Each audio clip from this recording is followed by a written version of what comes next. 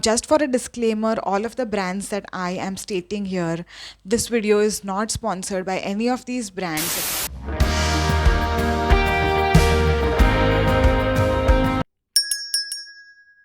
So today we are going to discuss about a concept that is reshaping the thinking behind sustainability.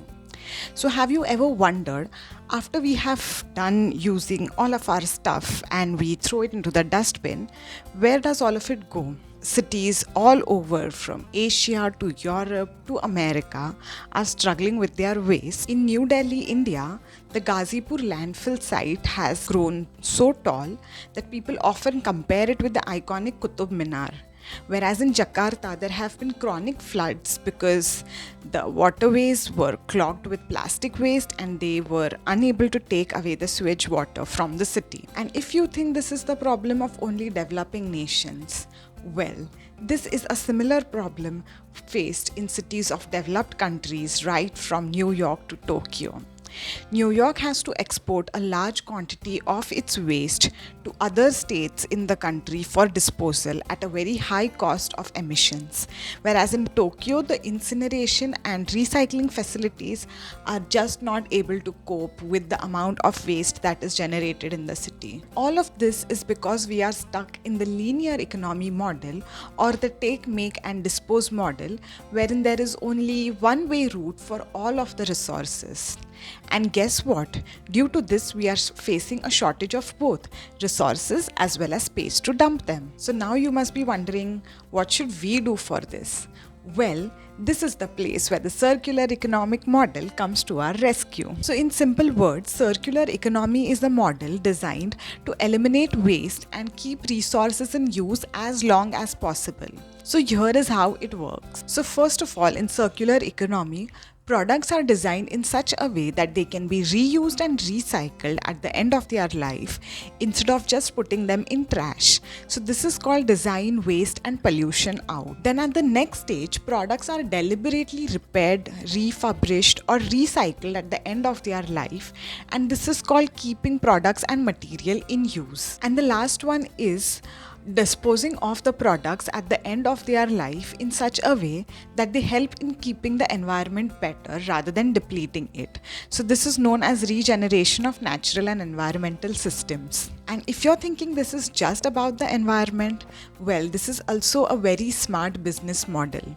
So by taking into consideration circular economy and keeping the resources in loop, businesses can reduce the cost of acquiring resources and processing them, and can generate value at every stage of production. And this can be done with reusable packaging, repairable electronics, or simply composting food waste. So now that we know the linear economy model is outdated and the next big idea is already here, let us understand how circular economy helps with our environment, economy, and society.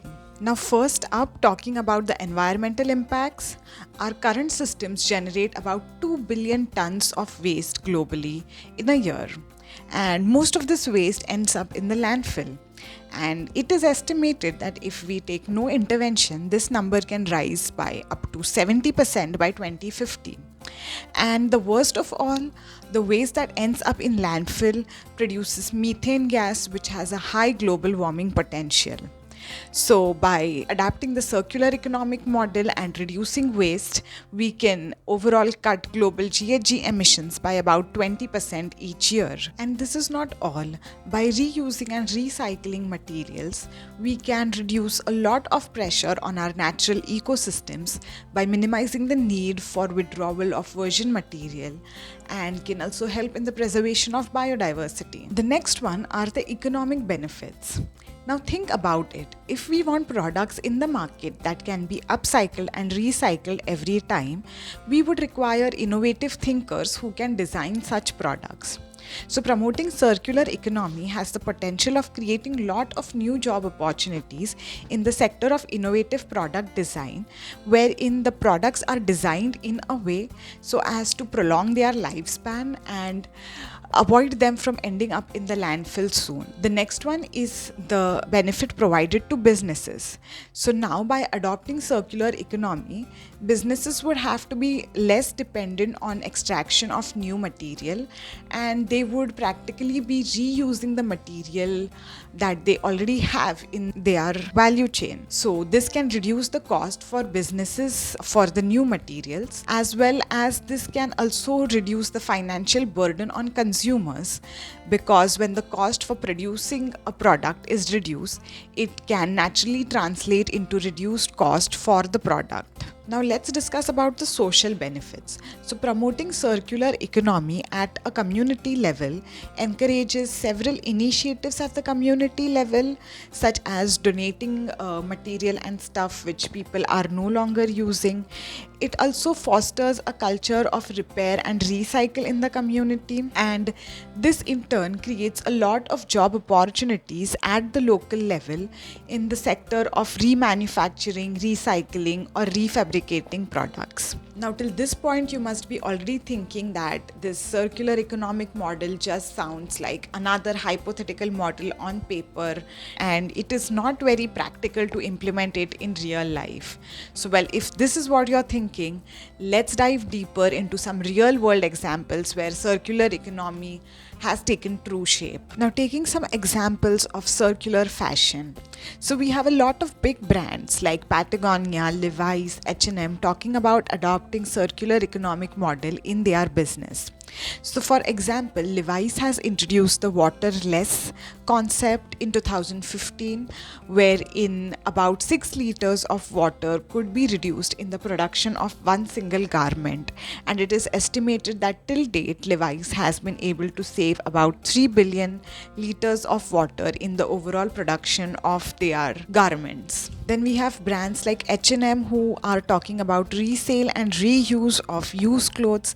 They are also piloting on projects like collecting and storing used textiles so that they can be sold at their highest value for reuse and refabrication. H&M also has a very ambitious goal for 2030, wherein they are aiming to have 100% of their material either recycled or sustainably sourced. Now, just for a disclaimer, all of the brands that I am stating here, this video is not sponsored by any of these brands, and all of the information is purely based on the information available on all of their websites. So you can check the websites of all of these brands to cross-check the information that I am providing. Now, the next example is from tech sector. So we have been using printers for a long time now, and we all know that when the printer cartridge gets over, so maybe it's from HP or Canon, a lot of them provide option for sending back the empty cartridge to the company and they give us another refill cartridge. So this is nothing but just another example of circular economy. Now next we have a very interesting example from the construction sector. So a few years back in the outskirts of Paris, a few buildings which were not in very good condition and were more than 60 years old were getting demolished, and in this same area a new building complex comprising of about 7 buildings were built, which were developed from 100% recycled material.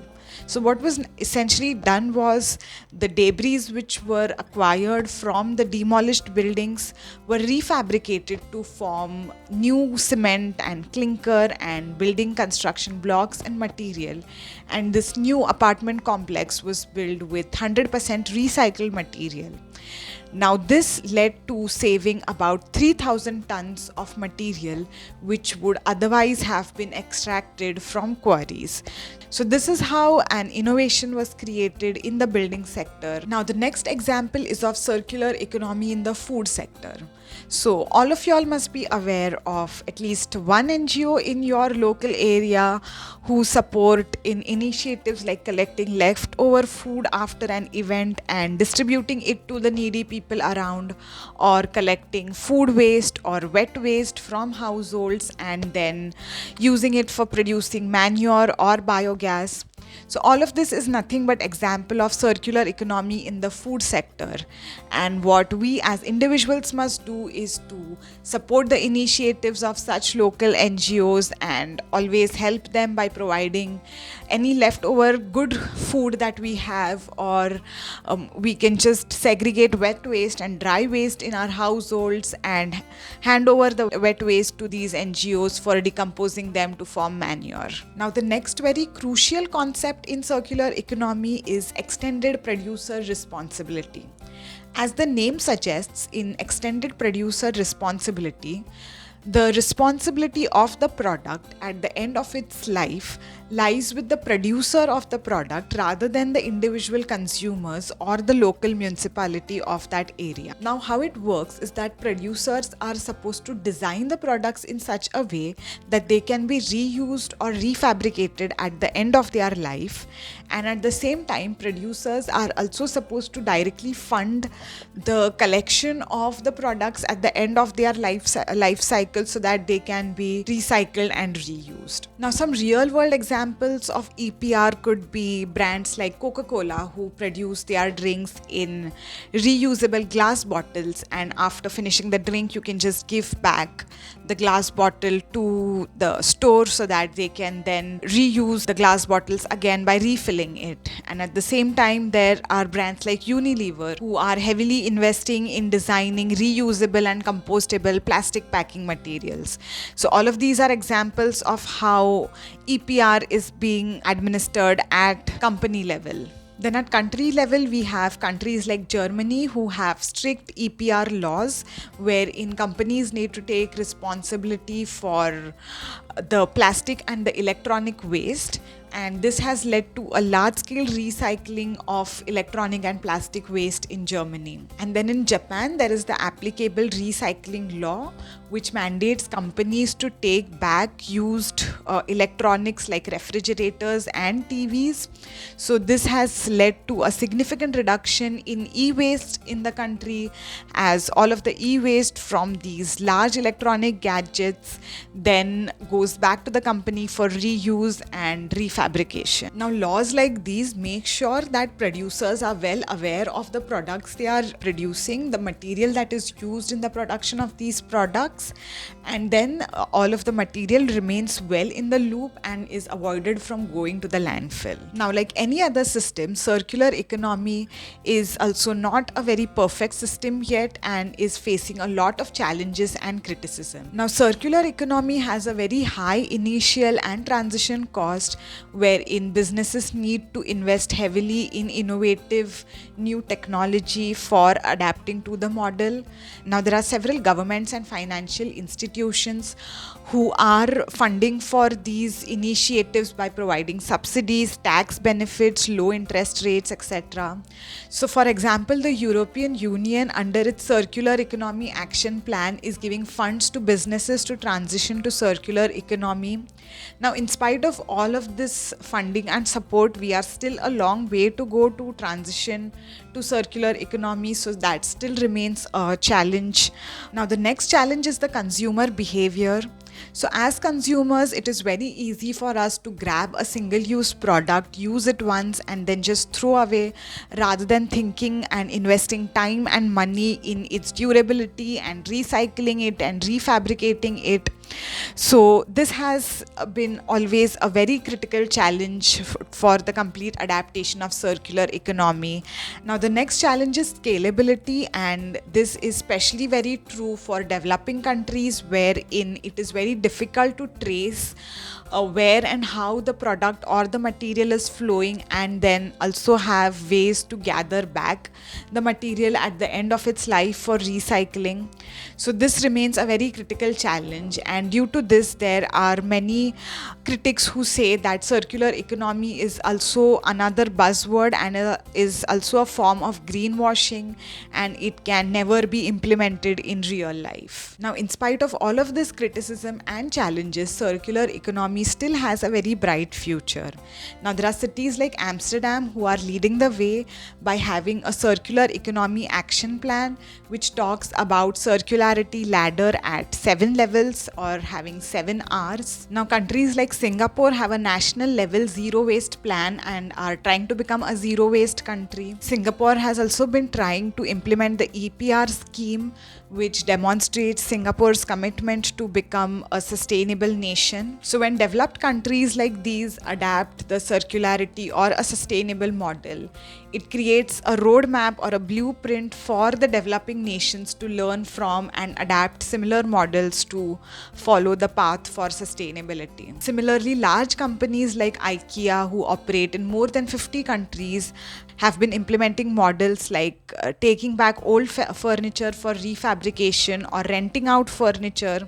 So now these large companies set an example for smaller businesses and startups to have similar concepts implemented at local level to have a more strengthened circular economy at a local scale. Now, in conclusion, we can say that circular economy is not just about the environment, but it is the future of how sustainability will work. So as individuals, we can now opt for more durable material, more recyclable and reusable materials and products, and stay away from single-use products.